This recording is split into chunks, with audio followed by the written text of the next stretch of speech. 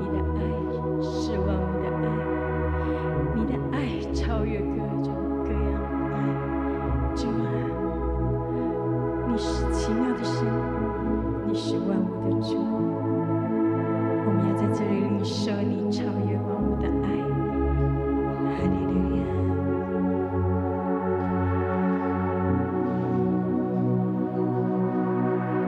众山不能形容你的爱，众水不能熄灭你的爱，万物歌颂你手所造，你创造真奇妙。大海不能装载你的爱，星宿不能储存你的爱，日出日落你都看顾我，你手紧紧抓住我。星星一闪一闪亮晶晶，我爱你，我的唯一。你用指头画出这天地，你却不念我心。看星星一闪一闪亮晶晶，我知道你比这更美丽。我从来注视你眼睛，因为我知道你拥有我的心。长山不能形容你的爱，众水不能熄灭你的爱，万物歌颂你手所造，你创造真奇妙。大海不能装载你的爱，星宿不能储存你的爱，日出日落你都看顾我，你手紧紧抓住我。星星一闪一闪亮晶晶，我爱你，我的唯一。你用指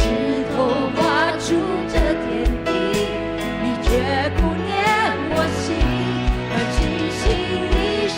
一闪亮晶晶，我知道你比这更美丽。我从来注视你眼睛，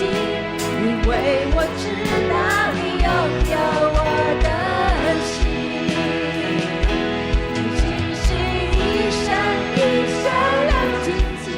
我爱你，我的唯一。你用指头画出这天地，你却不念我心。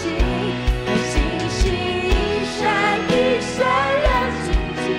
我知道你比这更美丽。我从来注视你眼睛，因为我知道你拥有我的心。看星星一闪一闪亮晶晶，我爱你，我的唯一。你用指头画出这天地，你却不念我心。星星一闪一闪亮晶晶，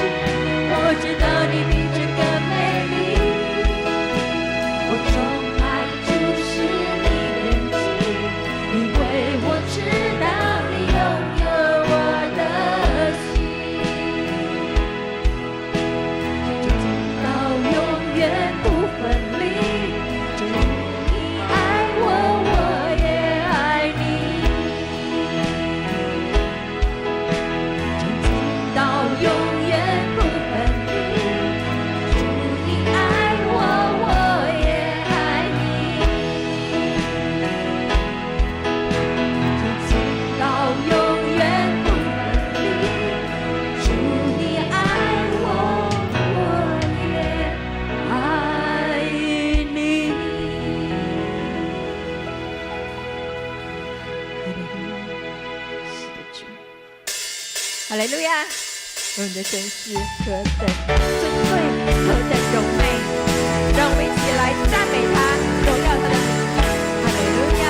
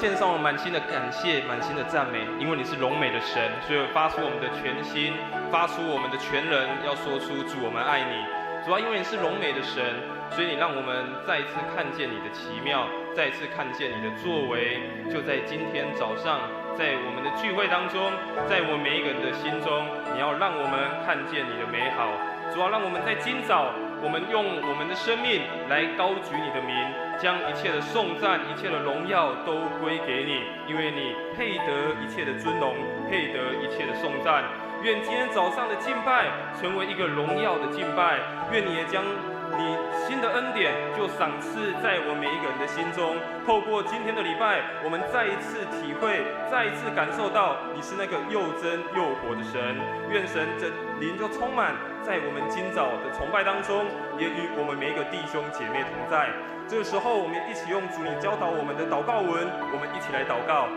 我们在天上的父，愿人都尊你的名为圣。愿你的国降临，愿你的旨意行在地上，如同行在天上。我们日用的饮食，今日赐给我们，免我们的债，如同我们免人的债，不叫我们遇见试探，救我们脱离凶恶。因为国度、权柄、荣耀，全是你的，直到永远。阿们。大家请坐。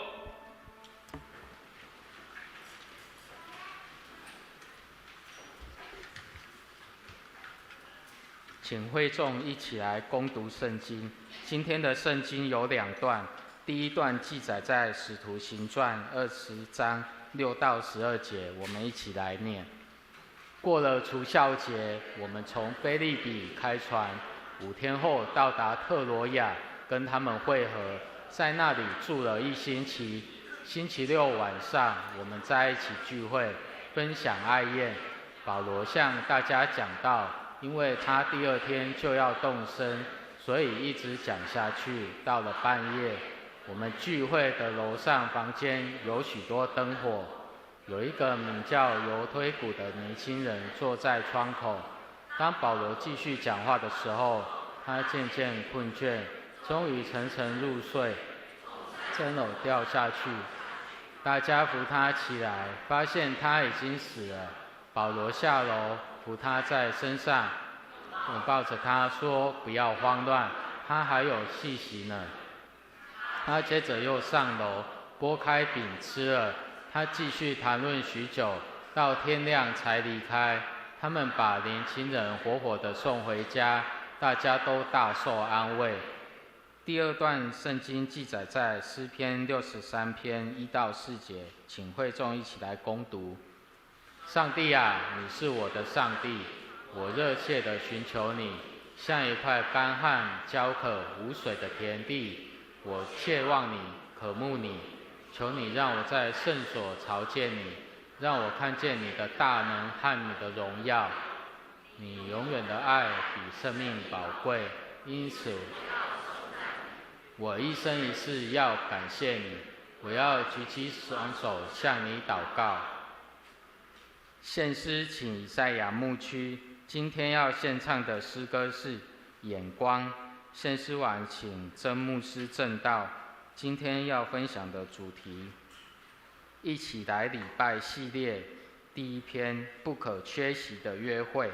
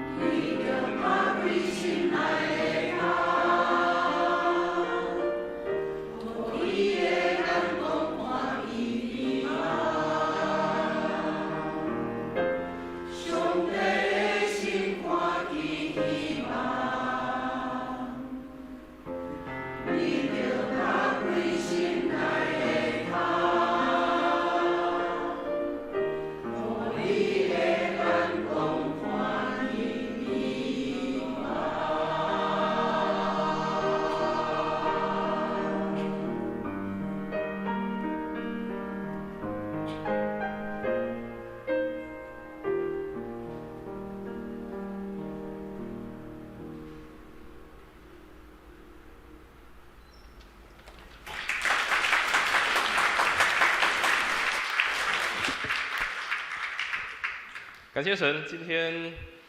第二堂的献诗是我们的以赛亚牧区来透过诗歌带我们一起敬拜。事实上他们第一堂礼拜他们就已经有献诗，已经有服侍了哈，所以很特别，他们两堂的礼拜都一起用诗歌一起来服侍，一起来带领我们敬拜上帝。我们再一次拍手来谢谢我们的以赛亚牧区，谢谢你们。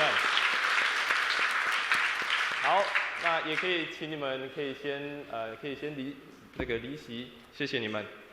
好，各位弟兄姐妹大家平安，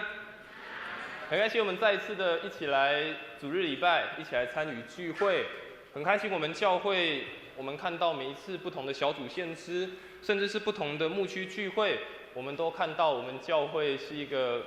非常多元的教会，我们有不同的年龄层在这个地方一起敬拜，在这个地方一起聚会，在这个地方一起用不同的方式，用属于每一个人对于上帝的领受，我们一起来回应他。所以我想每一次的主日礼拜，每一次的聚会，对我们来讲都是一个非常重要的时刻，不是只有礼拜天的这个早上2个小时、3个小时，只有短短这样子，好像每个礼拜例行的事物，而是在每一次的礼拜当中，在每一次的聚会当中，都可以带给我们一些不一样的感受，都可以带给我们一些新的体会。因为上帝帮助我们在今天的主日礼拜当中，我们透过我们的敬拜，透过我们的祷告，透过我们所歌唱的，我们所领受的，以及上帝的话语，再一次成为我们每一个人的帮助，也成为我们每一个人的力量。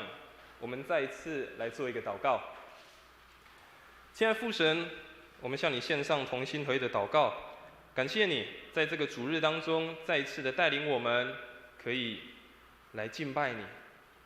主啊，让我们在今早，我们真实带着一个热切渴慕的心来到你面前，让我们透过我们生命的回应，再一次看见主你的美好。透过今早的礼拜，我们要再一次领受你给我每一个人的提醒，每一个人的鼓励，以及对我们每一个人来说话，使我们的生命可以得着成长，使我们的生命有利益。求你再一次赐福，也愿你带领我们今天所有礼拜的时间与我们同在。向你献上我们同心合一的祷告，奉主耶稣基督的圣名来求，阿们。我们教会再过2年，大概2年多，我们就准备要正式的进到我们教会的50周年。在这50周年的预备当中，我们有许多的事工，有许多的活动，我们不断的在进行，不断的计划。但在这些计划，在这些预备的过程当中，有一件事情是从来不会间断的，不会因着我们教会40年、50年、60年它就间断。这个东西叫做主日的礼拜。这对我们每一个人来讲，这是非常重要的事情。更重要的是，当我们在预备50周年的来到，当我们在预备这些事工的庆祝、这些计划的时候，更重要，我们回归到一个我们来教会的本质，就是我们一起来聚会，一起来亲近上帝，一起在这个地方建立跟上帝亲密特别的时刻。我不知道在今天早上你来参加主日礼拜，你的心情是如何？每次礼拜6晚上跟这些提摩太牧区的青年聚会，有时候我都会问他们今天来聚会觉得如何，什么样的心情？多数的年轻人都没有给我很正面的回应。我指的正面回应不是说不好玩哦，他们都好像来聚会，或者是每次来参与，好像他们也还在摸索，在学习。到底我每一次来参与聚会，每一次来参加这个礼拜，到底是为了什么？在这个当中，我可以得到些什么东西？同样，我要再次问各位弟兄姐妹：你今天来到教会，你的心情是如何？你觉得很开心吗？我太开心了！今天礼拜天，我要来做礼拜了。你有很期待的心情吗？还是好累，又是礼拜天，又要来做礼拜？如果我没有来，我小组长就来问说为什么没有做礼拜。如果我没有来，就有人问说你今天怎么没有来？所以我一定要来一下。不知道你今天来教会带着什么样一个心情，带着什么样的一个态度来聚会？印象当中，我小时候比较固定会参加主日礼拜的时候，大概是我国中2年级、3年级那个时候。那时候刚好我们家来到富强教会聚会，那时候我国中。其实我对于参与主日礼拜这件事情，并没有太多的想法，也没太多的想象。纵使我的阿公是牧师，但是在我还小的时候，我是参加儿童主日学，所以我不知道主日礼拜到底在做些什么。所以当我国中的时候，我来到富强教会，我开始参与主日礼拜。说实在话，牧师在讲什么，听不太懂。然后大家要站起来，我就站起来；大家要坐下，我就坐下。要奉献的，我就从口袋掏出要奉献的钱。那其他一概的时间，就大概是翻翻周报，周报看完了看看更新，更新看完了呢，我就算一下这个奉献的钱加总有没有错误。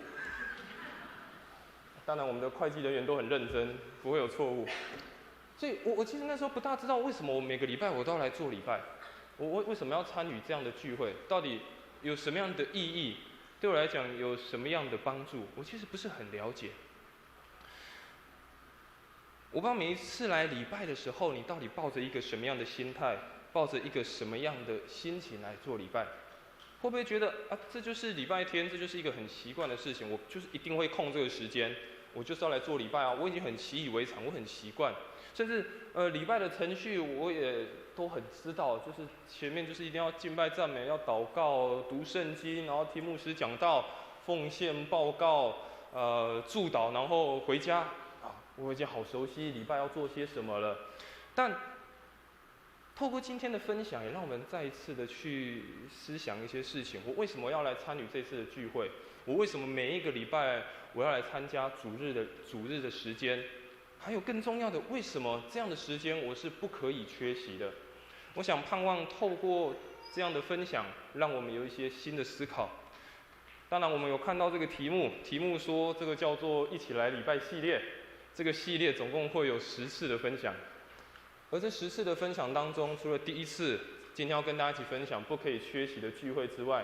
接下来几次的分享也要跟大家一起来思考，也一起来想。我们在礼拜当中，我们为什么要祷告？我们为什么要赞美？我们为什么要在这个地方做这些事情？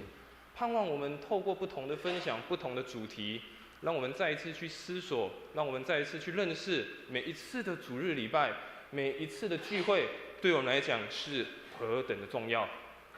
在牧师要继续分享之前，牧师要再工商一下，下个礼拜的聚会，不只是礼拜天早上的第1堂跟第2堂。从礼拜5晚上的7点50分就有一堂培灵会，礼拜6晚上的7点50分还有另外一场的培灵会，所以下个礼拜的时间不大一样，但牧师鼓励你调整一下时间，除了礼拜天原本的第1堂跟第2堂的主日礼拜，也邀请你可以参与礼拜5晚上跟礼拜6晚上的培灵会，让我们透过不同的聚会，透过不同的聚集，我们都可以看见上帝不一样的作为。说到做礼拜，说到去教会，圣经当中有一个人，他从小就非常喜欢去圣殿，非常喜欢去敬拜上帝。这个人是耶稣。耶稣的父母也非常喜欢去教会，喜欢去圣殿。那时候还没有教会，非常喜欢去圣殿。而当耶稣12岁的时候，他们就带着耶稣，照着所规定的律法、规定的节期，带着耶稣一起到耶路撒冷的圣殿，一起去敬拜。而当这个敬拜的时间，当这个节期结束之后，耶稣的父母要准备回家了。但是在回家的路程，却发觉，耶稣却没有在他们的队伍当中。当他们走了3天，才发觉耶稣没在当中，因为人实在太多了。于是耶稣的父母非常的紧张，开始往回找，耶稣到底在哪里？会不会迷路了？还是在人群当中？但没有想到，他们一路找回耶路撒冷的圣殿的时候，发觉耶稣在那个地方跟那些经学教师、跟那些律法师在那里谈论有关于上帝的话语，在那里谈论有关于上帝的事情。他们发觉耶稣人留在那个地方。我们来想想看，什么原因会让耶稣忘记回家？我想我们不会主日礼拜完，然后你会忘记回家吧？通常我们主日礼拜完，我们还是会回家，我们还是要回到我们自己的生活。但什么样的原谅耶稣却忘记回家了，觉得这个好像才是最重要的事情。当耶稣的父母见到耶稣，耶稣这么回答：耶稣说，为什么找我呢？岂不知我应当以我父的事为念吗？耶稣这么回答，不是应该要把上帝的事情，我跟上帝的关系是摆放在第一重要的事情吗？我想我们每一个礼拜，我们愿意花时间来这边聚会，不论是主日礼拜，或是你参与周间的小组，或者是其他的聚会，我们愿意花时间，代表我们已经开始做一个选择了。我们已经开始选择以上帝的事情为我们生命当中的优先顺序。但是仅仅把优先顺序放在第一位，有时候不大足够。我们更要清楚知道我为什么而来，我在这个地方我要得着些什么。我们今天一起看的这个经文，使徒行传的20章的经文，保罗在他第3次的宣教之旅，他到了一个地方叫特罗亚，短暂的停留。经文描写他第2天，他就要到下一个服事的地方，于是他把握了非常宝贵的时间，他就在那个地方跟当地的信徒一起分享耶稣基督的福音，在那个地方跟他们有一场的聚会，有一场的礼拜。在那个经文我们一起看到，他从晚上一直讲到半夜，甚至从半夜一直讲到天亮，没有止息的时刻，一直在讲，一直在分享。而那些参与的人跟保罗一起在那个地方礼拜的人、聚会的人，他们也是不断的听、不断的听、不断的分享。但是却在那个过程当中发生了一个小小的意外插曲。发生了什么事情？我们刚刚经文读到，有一个年轻人，他叫做犹推古，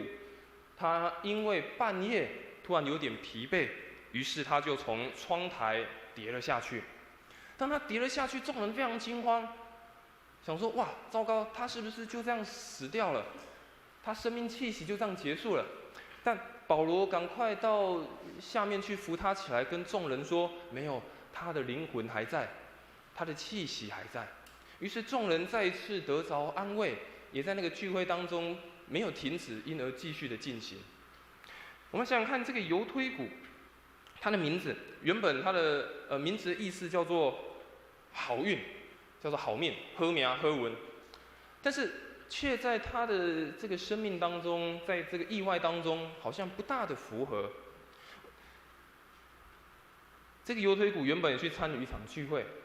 他或许也希望可以得到一些对生命的好处，对于生命当中的一些成长，但在那个地方，他却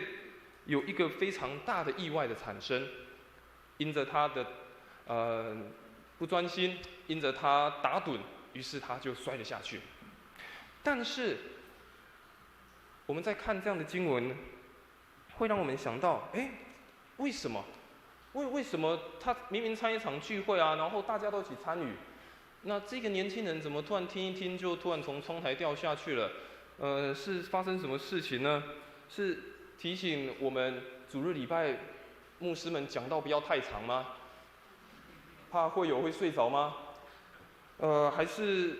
提醒我们讲道要专心，不然可能会从椅子上摔下去？还是犹推古，我们刚读经文，他说那个楼里面满了灯火，那个灯火指的是蜡烛，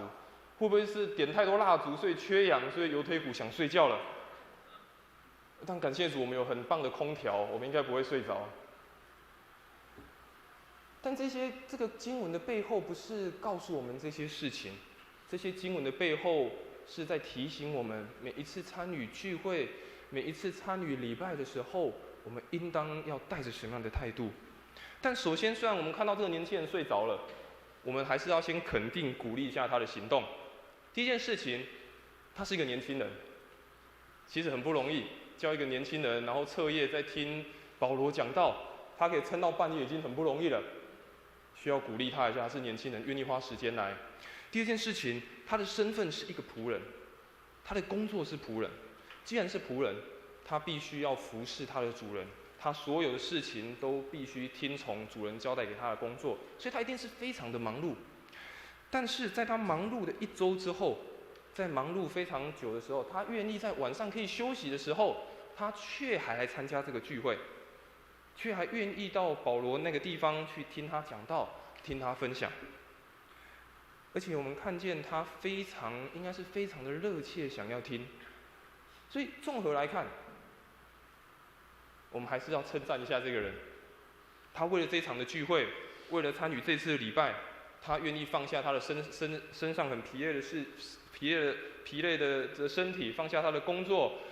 放下他原本可能想要休息的心情，然后在那个地方愿意专心的来听讲。但是，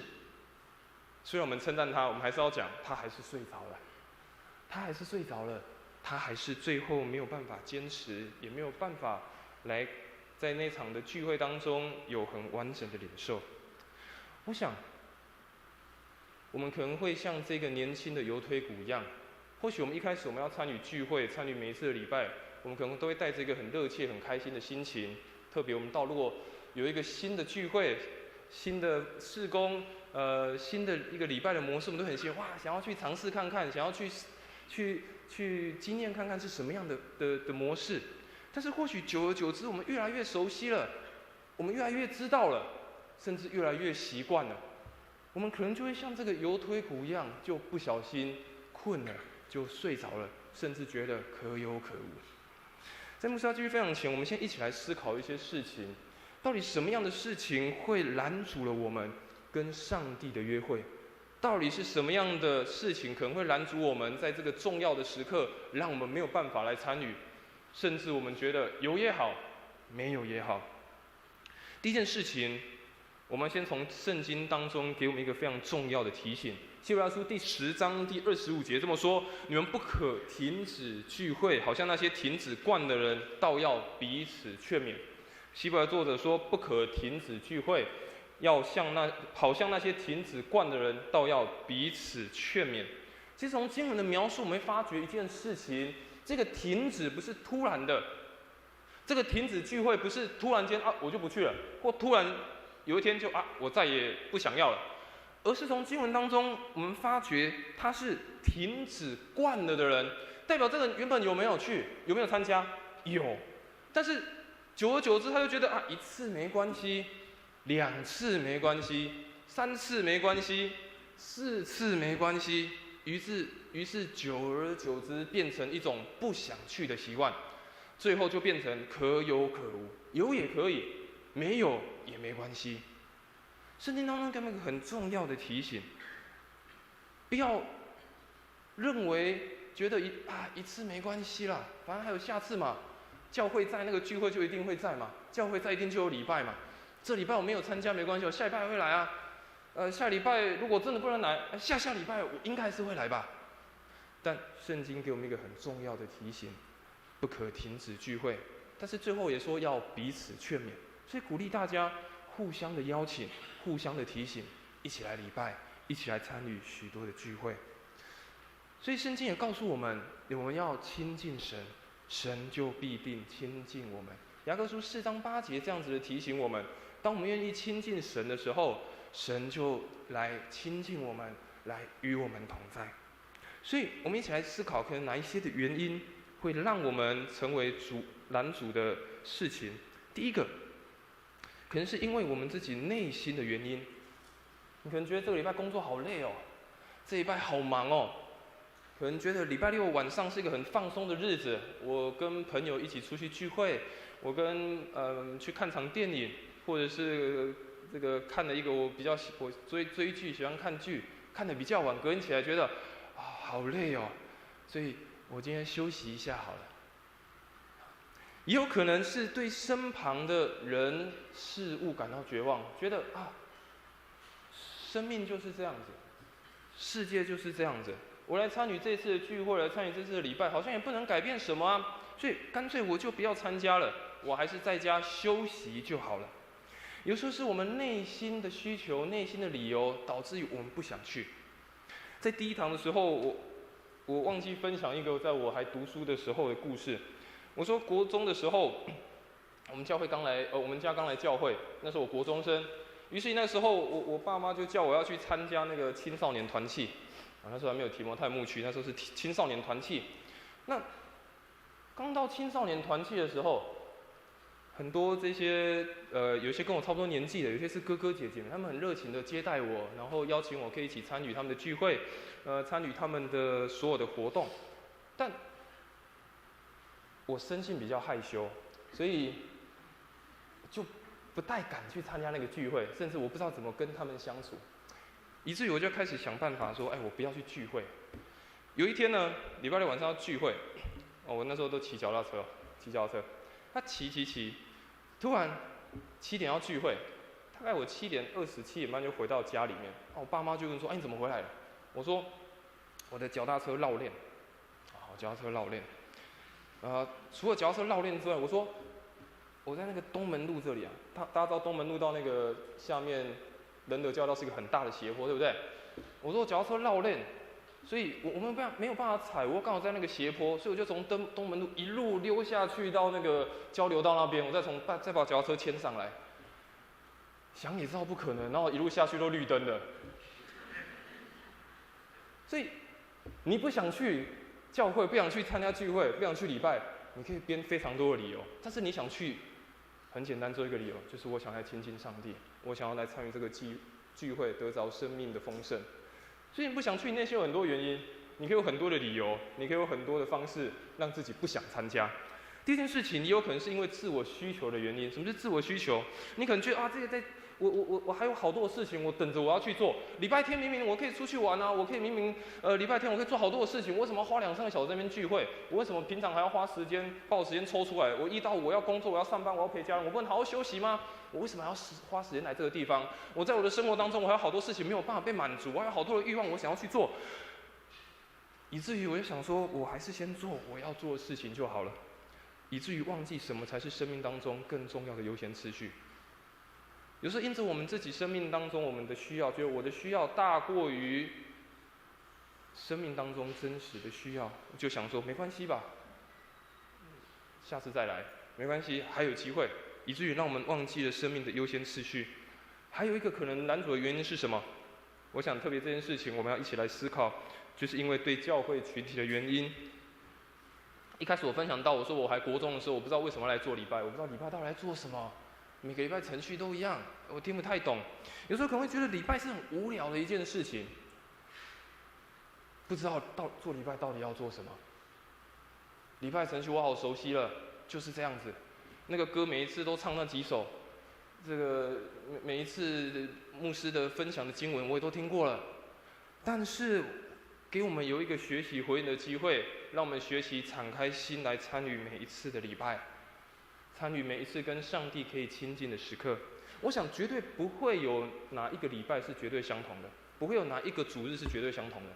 纵使今天唱的诗歌是同一首，纵使今天听的圣经的讲道经文是同一节，但我想一定都会有不一样的东西让你有所领受。所以我们向上帝祷告，神啊，让我每一次参与聚会，每一次参与主日礼拜，你都让我看见新的事情，你都打开我的心，让我看见你今天要告诉我的事情。第二件事情，什么东西可能也会拦阻我们？可能是因为人的原因，可能会觉得教会人不好相处，在教会当中我没有什么朋友，在教会当中可能有人得罪我，导致我不想来这个教会，我不想要参与主日礼拜。但牧师要提醒，也给他一个鼓励，我们一个回应的方式。我们要知道，没有一个人是完全的，没有一个人是完全的。我们都在学习更像耶稣，我们都在学习跟随耶稣更像耶稣的这条道路当中。我们来聚会最主要的目的，也不是为了某一个人，更重要最主要的目的是让我们可以亲近上帝。所以我们讲了一些可能会拦阻我们的原因，当然可能更多，可能有更多不一样的原因，但是这些主要是让我们可以再一次去想，会不会我也是这样？会不会我也曾经如此，因而让我没有办法来到主日当中，没有办法来到聚会当中？所以再一次我们回到刚刚的经文，雅各书他说，我们亲近上帝，上帝就亲近我们。当我们愿意花时间，愿意分别一些时间，来到上帝面前，一起亲近他，我想上帝就再一次来到我们生命当中，补足我们那些欠缺，补足那些我们觉得没有办法的事物。所以牧师要鼓励大家，不要忘记来跟上帝约会，不要忘记来参与主日的礼拜。所以牧师要来分享，为什么要来参与礼拜？为什么我们要参与这样的聚会？这样的意义到底对我们每个人来说代表什么样的事情？第一个，我们为什么要来？因为我们需要渴慕亲近上帝。我们需要渴慕亲近上帝。我们刚刚在读的第2段的圣经，大卫所写的这个诗篇63篇第1节到第2节，圣经这么说：神啊，你是我的神，我要切切寻求你，在干旱疲乏无水之地，我渴慕你，我的心切慕你，我在圣所中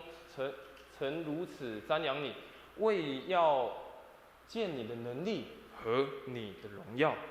当大卫在写这个诗篇的时候，他人生遇到一个非常大的挑战，以至于他只能逃往旷野。但在那个旷野，在干旱无水之地，他仍然想到的事情是，他要亲近上帝。他说：“我的心切切的寻求你，我的心切慕你，想要在你的圣所当中瞻仰上帝的美好，看见上帝的荣耀。”当大卫在说“我的心切切寻求你，我的心切慕你”的时候，他是一个非常殷勤，一个非常热切，而且是一个非常渴慕、非常想要的心情。当大卫在那个困顿的环境当中，在那个旷野的当中，他第一个想到的是神，我要的是我要来亲近你，神，我要的是非常热切、殷勤的来到你面前。而且他说：“我想要在你的圣所当中来瞻仰你。”瞻仰的意思指的是定睛、仰望。我只想在这个时刻定睛在你的身上，我只想要在这个时刻单单的注视你，看见上帝你的荣耀，看见上帝你的能力。我想我们来到教会当中，第一个很重要的事情就是我们需要渴慕亲近上帝。礼拜1到礼拜5，我们在我们的家庭，在我们的工作，在社会职场当中，在与我们的朋友相处当中，有时候我们会遇到高兴的事情、难过的事情，会遇到挑战的事情，以至于让我们的内心会觉得会有疲乏、会有软弱的时刻。但是每一次来到主日的时候，是让我们可以亲近渴慕上帝，让我们可以在他面前寻求他，再让我们干旱的内心当中再次得着滋润的时刻。大卫在那个用沙漠旷野当中的口渴来描述他对上帝的渴望，对上帝的那个渴慕。同样，我们对那个世界的渴望，我们对那个世界的不满足，甚至我们对于世界可能缺乏的地方，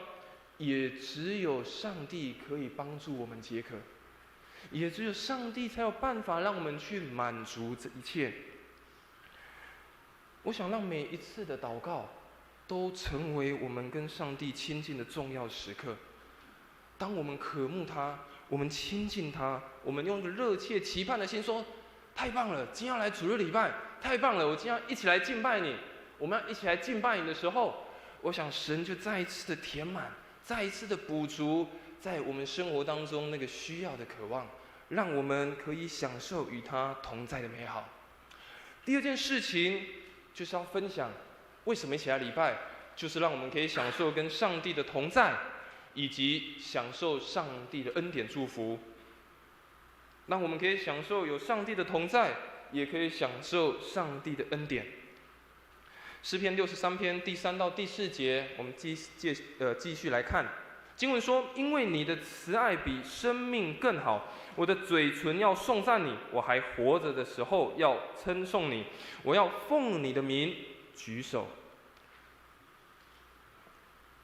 大卫继续这么说，他说：“我在旷野，那时候我渴慕神，我仰望你。”他继续说：“我享受跟上帝同在。”他认为上帝在他的生命当中是更好的一件事情，那是他生命最大的恩典。他说：“神，你的慈爱你的怜悯、你的同在是比我生命更美好的事情，所以我不断的赞美你，不断的称颂你，不断的敬拜你。和合本的经文说，我要奉你的名举手。举手的意思在原文代表的是要敬拜，代表的是要祷告。我们刚刚看现在中文译本的，他已经有说到举手祷告，但在和合本他只说要奉你的名举手，而这个举手的意思包含了要敬拜，包含了要祷告。我想每一次的聚会，每一次让我们可以在这里主日礼拜的时候，都是高举荣耀上帝的时刻，更是可以紧紧抓住上帝同在美好的应许。因为上帝的心意就是他要与他的百姓、与他的子民、与我们每一个弟兄姐妹同在。所以当我们每一次来到聚会的时候，如同大卫所说，让我们享受上帝的同在，享受上帝的恩典，也举起我们的手，高声用我们的声音来赞美、来敬拜、来祷告，让上帝就在我们的当中，在我们每一个人的心中来彰显他的能力。马太福音第18章20节，耶稣也这么说：因为无论在哪里有2、3个人奉我的名聚会，那里就有我在他们中间。耶稣说，因为无论在哪里有2、3个人奉我的名聚会，那里就有我在他们中间。耶稣也如此说，当有人奉他的名，高举他的名，神就在我们当中，让我们享受跟他的同在，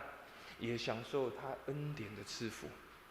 第3件事情，牧师要跟大家分享，为什么我们来礼拜，让我们的内心可以经历到改变，让我们的内心也可以经历到盼望。为什么我们来礼拜，让我们的内心经历改变，也让我们可以经历到从神而来的盼望。我们再回头看刚刚的使徒行传第20章的经文，我们再次的回顾那个年轻人犹推古，他在窗台上因倦而沉睡，保罗讲了非常久，他就睡着了，从3层楼上掉下去。所有人非常的紧张，当扶他起来的时候，他已经死了。保罗下去呢，扶在他身上，抱着他说，跟众人说，你们不要发慌，他的灵魂还在身上。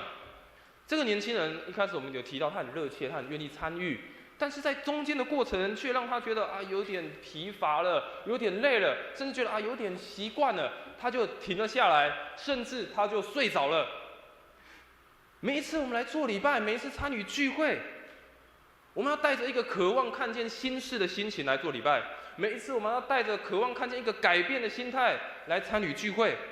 如果我们都觉得这已经很习惯了，我们都觉得已经习以为常了，那很可惜，我们有时候的眼目我们就只有局限在这个地方。我想每一次的主日，每一次的聚会，不会只让我们感到一成不变，也不会让我们觉得就安于现状，只有这样子而已。每次做完一场礼拜，好像我生命没有改变，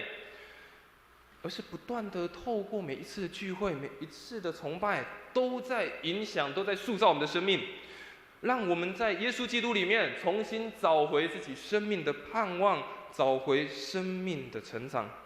我想当教会聚集的时候，当每一个弟兄姐妹聚集的时候，上帝的话语也会让那个已经沉睡，让那个已经死了的人再一次苏醒复活，在疲乏软弱的时候得着新的生命。所以每次来聚会的时候，你要跟神祷告神啊，今天的礼拜让我看到一些改变，神啊，让在今天的礼拜当中，让我领受一些从你而来属天的盼望。在今天的主日礼拜当中，让我看见你不一样的作为，让我不是只参加一个例行的聚会，而是让我看到你特别的美好，你特别的带领在这场的聚会，在我的生命当中。当我们这样祷告向神求的时候，我想神必定在每一次的聚会当中，在每一次我们聚集的时候，就让你看见他的美好，也看见他在你生命要带来的更新以及改变。最后一件事情，牧师要跟大家分享，我们为什么来礼拜，让我们可以在这个教会的群体当中，在这个信仰的群体当中，我们可以感受到被爱，我们也可以感受到互相的激励、互相的鼓励以及成长，让我们可以感受到彼此的相爱，也感受到互相的激励。在刚《使徒行传》最后的经文12节，他说：“有人把那个童子活活的领来，得的安慰不小。”最后的那个经文，当这个年轻人犹推古再一次从死里复活，有生命气息的时候，四周围的人也都同样得到安慰，同样得到鼓励。在那场的聚会当中，不仅是听保罗讲道，他们也亲身的经历到一个又真又活的神迹在他们面前。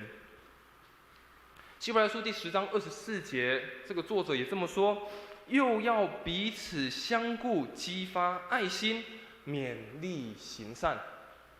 我想我们每一次来聚会当中，每一次的礼拜，也是让我们跟我们身旁的每一个弟兄姐妹，透过我们不同的生命，透过我们不同的经历，我们互相鼓励，互相成长，互相学习，也互相带导，互相祝福。看见每一个人生命透过聚会，透过上帝的带领，有不一样的更新以及不一样的改变。刚刚前面在说到不要停止聚会这件事情，有人会说，现在有线上网络的直播啊，网络直播也是在聚会啊，也是一个礼拜啊。当然，那是一场礼拜，那也是一个聚会。但是更重要，为什么我们要实体的聚会？为什么我们一定要聚在一起？礼拜除了是让我们跟上帝相遇之外，更重要是让我们可以在这个群体当中，在跟每一个弟兄姐妹相处过程当中，我们分享生命。牧师只有2次在线上礼拜的经验，一次是去年我跟师母我们出国去度蜜月，因为我们没办法听得懂那个英文的礼拜，整场听没有办法，所以我们只好在克服时差当中看富强教会的线上礼拜。另外一次是在疫情的时候，如果还有印象，在疫情的时候教会是没有办法去参加的，但是服侍的同工牧师还是要去参加，所以在最严重的时候，一个教会最多只有5个人在里面。那个时候，若我讲道，我的主任牧师就失会；我的主任牧师讲道，我就失会。但是刚好在那个疫情，我不小心确诊了，所以在那个确诊的当下，我就势必一定要在家里面做礼拜。而当那个时候我在家里做礼拜，我在看这个线上的礼拜，那个时候疫情已经比较趋缓了，我确诊是疫情比较趋缓，大家已经可以今天回到教会了。但那时候我一个人在家里礼拜，我就看着主日礼拜说：“哎，我们一起起来敬拜赞美的神。”然后我就一个人在那边拍手啊敬拜，跟你旁边说我们要起来敬拜神。然后我看看我旁边没有人啊，然后要行平安礼，跟你旁边弟兄姐妹一起握手说平安，然后就平安平安。实体聚会帮助我们，让我们跟我们的旁边的弟兄姐妹，我们可以建立更亲密、更深层的关系，让我们可以彼此的鼓励、彼此的安慰。当然，如果你真的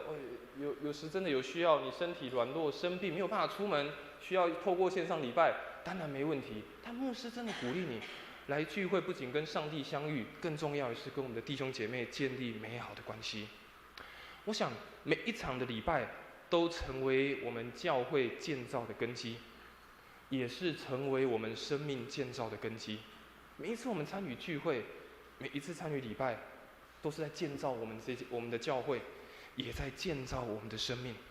我想教会的存在，就是一群愿意亲近上帝的人聚集而成的。教会的存在，每一场的聚会，每一次的主日，都是有一群愿意亲近上帝的人在这个地方聚集而成的。如果我们不愿意从我们的世界，从这个社会出来聚集在一起，又如何有教会呢？如果我们不愿意分别一些时间，不愿意看重这个时刻，从我们自己的世界出来聚集在这边，那我们又如何有教会呢？我们又如何可以来继续建造我们的生命呢？所以牧师要再一次的鼓励我们的每一个弟兄姐妹，看重这个主日的时刻，也看重每一次可以参与教会任何聚会的时刻，让我们可以亲近神，让我们在这边领受上帝的恩典，也让我们在跟每一个弟兄姐妹的相处过程当中，彼此鼓励，彼此安慰，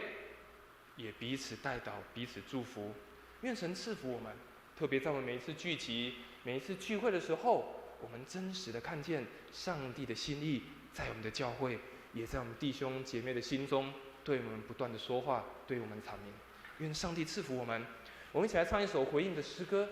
我们一起来唱一首回应的诗歌，这首诗歌叫做《能不能》。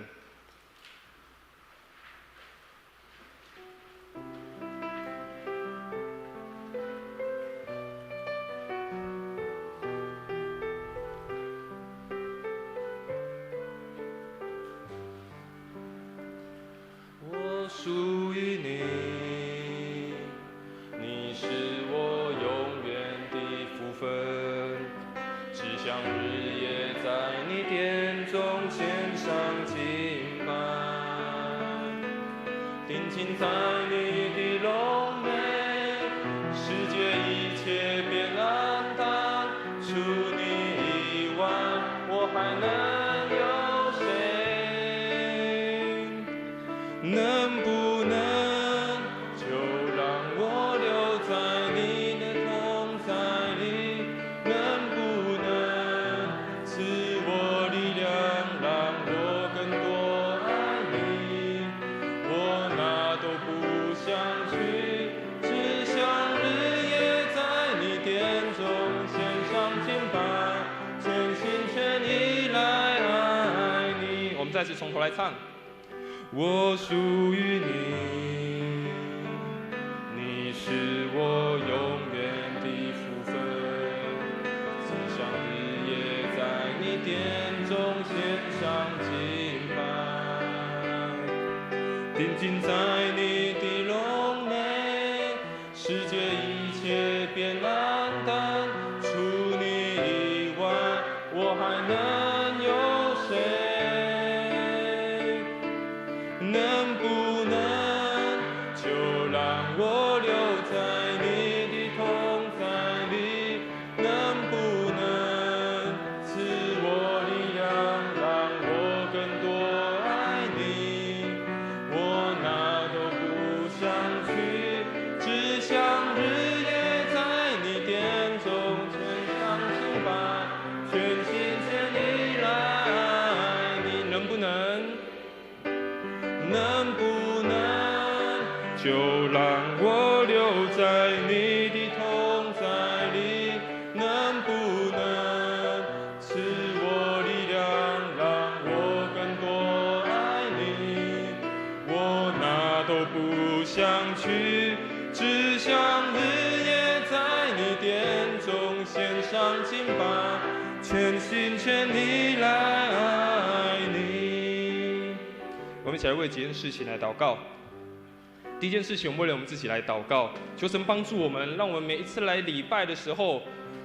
让我们再一次调整我们的心思，调整我们的眼光，让我们真的是带着一个热切渴慕的心情来到这个地方，要跟上帝一起约会，渴慕亲近他的美好。求神帮助我们，让我们在每一次的聚会当中，也可以领受到上帝要给我们每一个人的提醒跟启示，让我们在每一次的聚会、每一次的礼拜当中，看见上帝真的是那个又真又活的神。第二件事情，我们为了我们教会许多的事工推行的事工来祷告，不仅为了50周年的预备，也为接下来暑期有许多的营队，有许多的儿童的事工在进行，求上帝来帮助，让每一个来到教会当中的青少年儿童，以及每一个服侍的同工，透过这些活动，透过这些聚会，使他们的生命得着帮助。我们也为了有需要的弟兄姐妹来祷告，不论是内心的需要，或者是肉体的需要，我们都一起来为他们祷告，求神来帮助，求神让他们再一次得着鼓励，得着刚强。我们一起开口，为了这些事情，我们一起开口来祷告。是啊，主啊，谢谢你是在我们当中，主啊，带领我们，让我们可以看见你的美好，看见你的美善。主啊，我们谢谢你是在我们当中带领我们，好让我们在每一个时刻里面，主啊，我们相信你有主的美好的旨意在当中。主啊，相信我们不是一个人。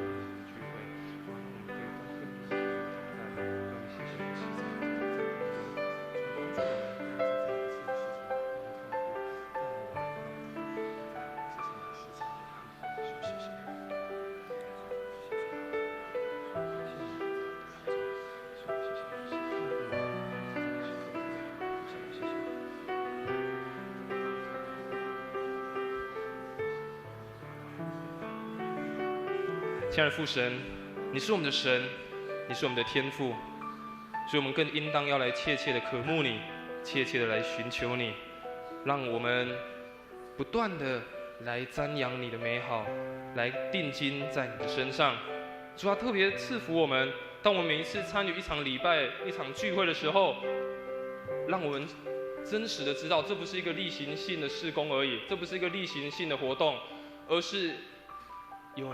一个生命的转变，是有一个生命改变的时刻。主要因为你是又真又活的神，每当你在我们的聚会当中与我们同在的时候，我们就相信你有新的事情要发生在我们的教会当中，也发生在我们每一个弟兄姐妹的心中。主要让我们看重可以来聚会的时间，让我们看重可以与你亲近的时刻，让我们也更知道与你亲近是一件何等美好的事情。主要帮助我们，让我们真实的知道，来到你面前来渴慕你的时候，你就必定也来亲近我们。主要让我们享受这样美好的福分。主要也让我们知道，来到教会当中，我们不仅与你亲近，也更加让我们学习与我们身旁的弟兄姐妹建立美好的关系，让我们学习彼此的相爱，彼此的激励，彼此的鼓励，也学习彼此的代祷祝福。主要这时候我们要为我们的教会来祝福，为我们教会祷告。特别我们要迈入50周年，我们有许多的事工在进行，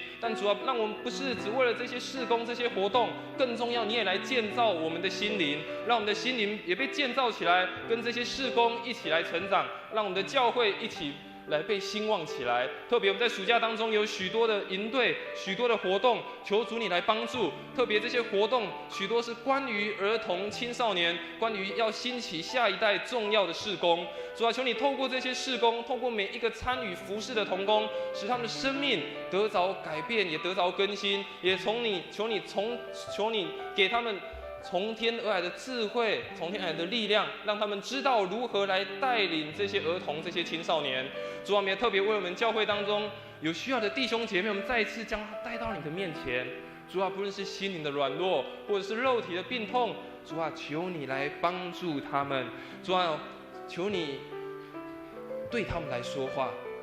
来安慰他们，来鼓励他们。或许他们现在也是在一个干旱、疲乏、无水之地。但主啊，相信在那个干旱之处，你仍然同在；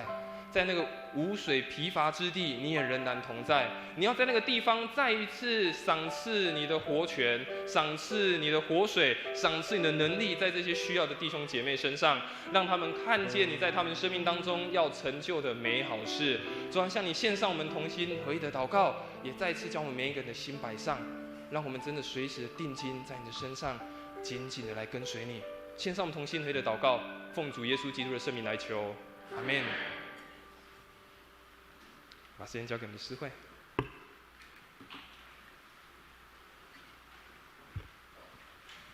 请我们一起来奉献，请司献执事开始传奉献带，请大家预备心，用奉献来回应上帝。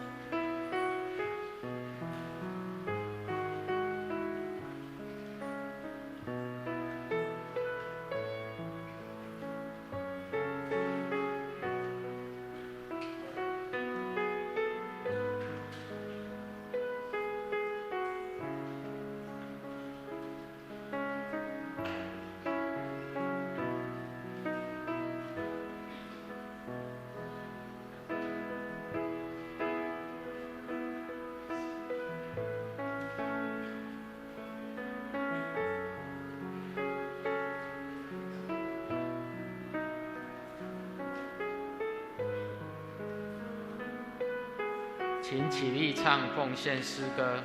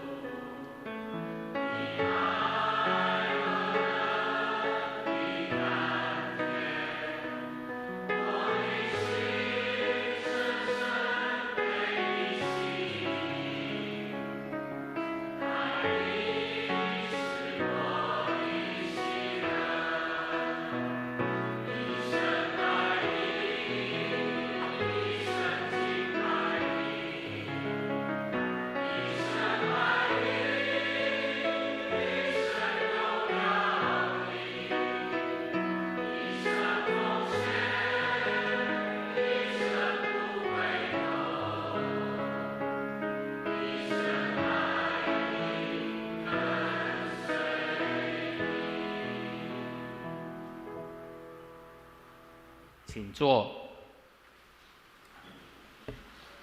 报告前，我们先一起来读本月金句，请大家翻开周报最后一页，我们一起来念：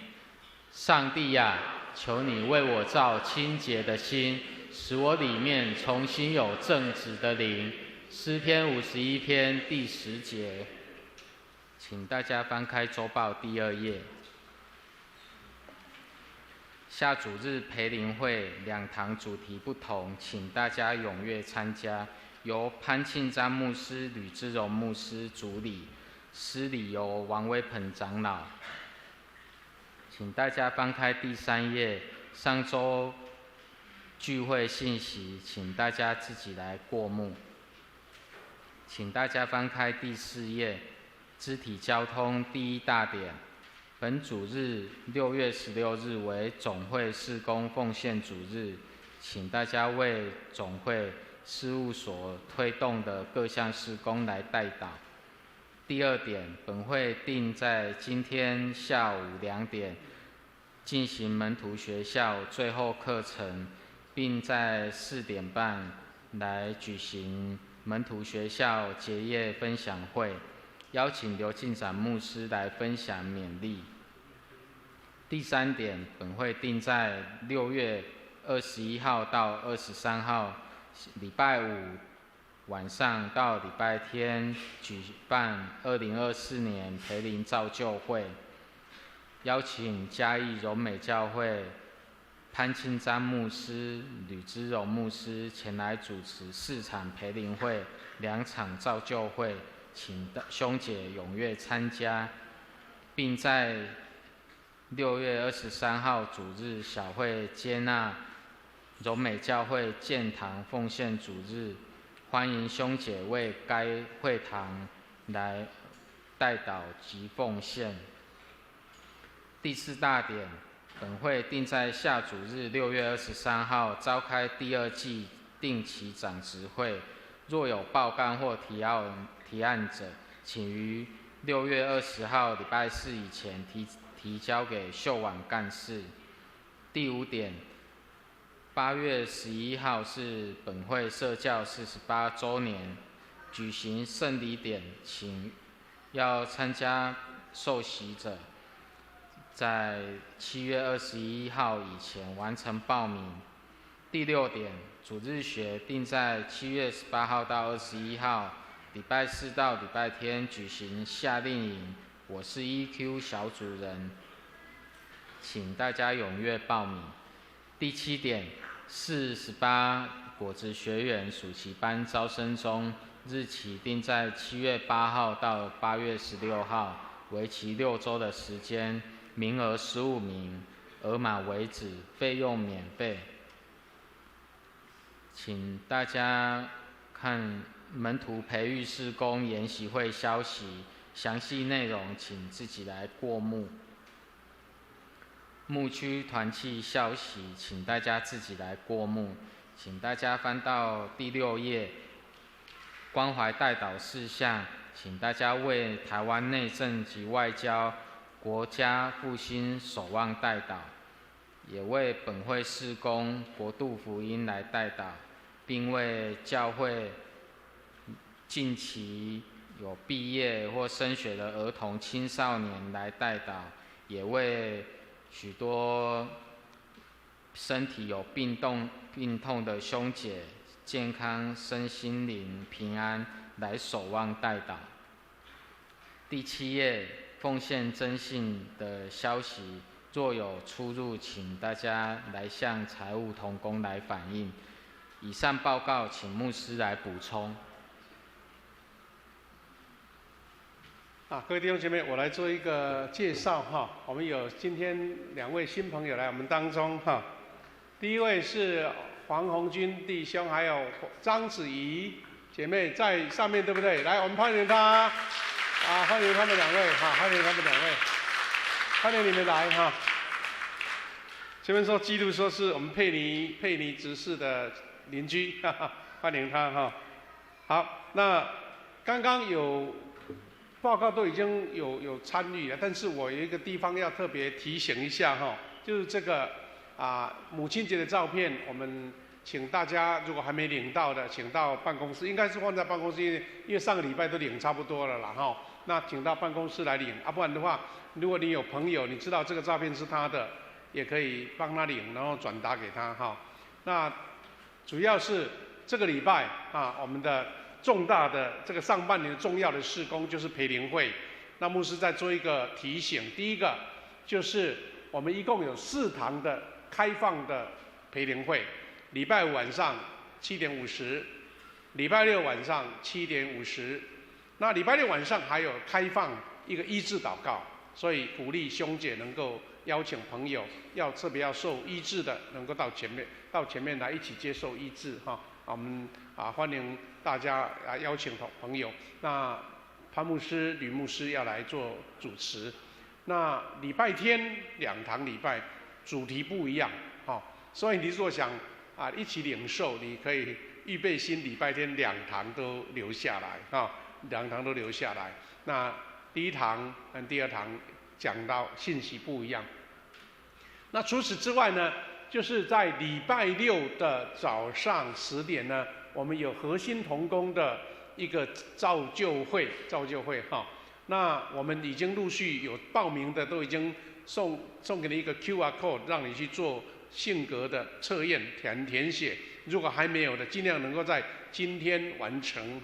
那有一个很宝贵的资料，让你认识自己。我们每个人都有自己的特质，但是你可能不完整很了解。那也许透过这个测验，让你知道说原来我的特色是这样，我的专长是这样，我的强项是这个。那我们怎么样去跟不同的个性的人来相处？这个是我们在服事里面很重要的一个帮助你要在这个礼拜完成，我们常整合出来，然后在礼拜六的这样的一个门徒的学习，我们有更好的资讯给2位牧师那下午也很重要，下午有针对青少年社青的一个热情的聚会要在这边呢，也都在留在礼拜堂我听说李牧师他们要带领他们青少年来一起跟我们大家修改一下里面还有舞蹈的样子了应该不会很沉闷所以如果你觉得你还是很年轻，50岁是年轻人都来，好不好都可以来那我们总不能说那个人家荣美教会青年人来我们人比他少吧至少要多了2-3倍，这样才感觉会热闹起来了他们这一次真的很热情他们已经来3次了，今天下午还要再来一次，就是来彩排，来场地的认识，来为他们的的培灵会来祷告，很用心而且礼拜天他们等于全教会，因为那牧师都出来了嘛，全教会都等于当成野外礼拜一样，全教会都来参加所以我们小会觉得说他们很用心潘牧师已经退休了，换句话说是由吕牧师来主持这个新的荣美教会，才开拓3年多而已，3-4年所以他们很有信心他们刚刚开始一间教堂已经不够用了，所以现在他们用租的，整栋把它租下来要设备这些教会的那个场所所以有经费上的需求，那我们开放下个礼拜，我们有感动的为他们来做他们建教堂设备的奉献如果大家有感动，在下个礼拜他也会发奉献袋，我们小会有接纳他们来做奉献，欢迎在这个牧师做一个比较详细的报告那再来就是 EQ 小组人记得要赶快报名，我们在周报里面有特别解释说，这个跟去年的主题是不一样的，内容也不一样，特别小朋友能够在小时候能够建立一个非常好的情绪的管控品格的一个操练很好，所以请大家赶快来报名。还有48的这一个果子学院的学习也很宝贵，因为这个特别是针对社区的小朋友，能够一个福音的事工那除此之外，牧师做1-2个补充，就是我们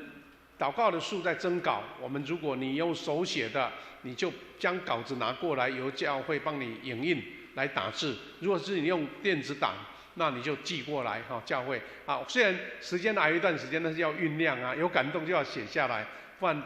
等一下又没有灵感了，就写不出来哈。所以记得你的见证哈。再来就是有一个活动也蛮有意义，就是刚好今年呢，刚好是教会公报出版140年。巴西尼真的不简单，比我们这个两代都还多哈，2辈子都还多。那他们要推出说来抄写第一期的教会公报，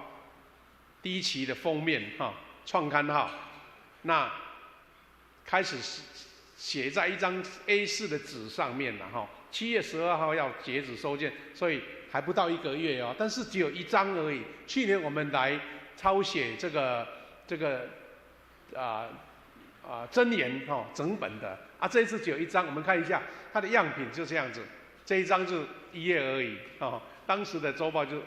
那个教会公报就第1页就这样子它有3种版本，一种是中文的中文的，第2种版本是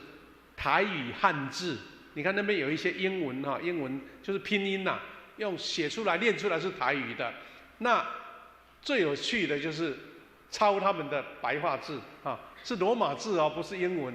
罗马字你还要拼音要注音如果你有兴趣，我们到楼下找办公室跟他要一张白色的空白的纸你要自己看格子的我不知道你要怎么画线，或是买那个有格子的然后抄1张如果写字比较大字一点，可能要变成正反面都要抄在7月12号以前来交那我们会送到教会公报，让他们去审核来抽奖要做送礼物这样子。好，那这个之外我在周报里面有1-2个补充，我再做一点报告，就是我们7月起，就是下个月我们是下半年嘛，我们的祈祷回应诗是台语的啦有改变，还有我们的阿门颂也有改变请大家稍微做一点了解来配合那另外我们刚刚我们曾牧师呢，他讲到的是有2个点，牧师觉得要再补充一下。第一个就是说，他要有一个系列的讲道系列讲。那通常曾牧师他是1个月负责1次讲道，所以请大家注意关注就是大概要1年的时间来听曾牧师来收集你的这个做礼拜要做礼拜的来这个讲道把它收集好希望大家能够有始有终大家一起来。另外一个感动就是说在他的讲道里面有一段经文他就说，因你慈爱比生命更好，我还活的时候要称颂你，我要奉你名举手就是要鼓励大家。我们在敬拜的时候，我们说在一起举手敬拜，你会觉得哇手好酸其实这个敬拜它解释就是敬拜跟祈祷所以大家在敬拜赞美的时候不要客气，举起你的手，勇敢的跟神祷告赞美这样子就是我们长老教会以前比较不习惯这样，但是我们看圣经就这样教导我们了教导我们。好，那记得下午我们的门徒学校第一期的门徒学校要2点就要上课了，因为我们要上最后一课。那到4点半，门徒2的也要来参加，由刘进展牧师的那个这个勉励会，还有我们的长职邀请大家，因为下午荣美教要来这边彩排，怕会影响到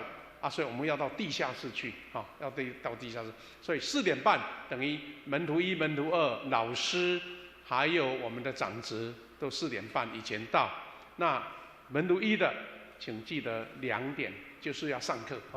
这个牧师负责上最后一课，所以要点名点名好欢迎大家那也为这件事情祷告。记得培灵会4堂4堂，希望大家都能够全程参加。好，谢谢。请起立，同心来唱颂荣诗歌。吟唱完，请牧师祝祷。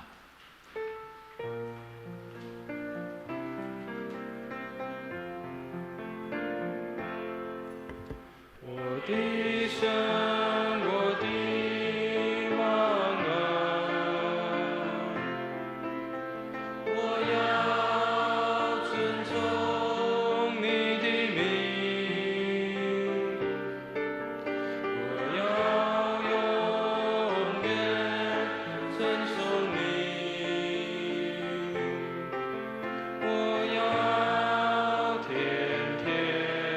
承受你。我们一起来领受，愿主耶稣基督的恩典、上帝的慈爱、圣灵的感动、扶持与相通，常与我们众弟兄姐妹同在，从今时直到永远。阿们。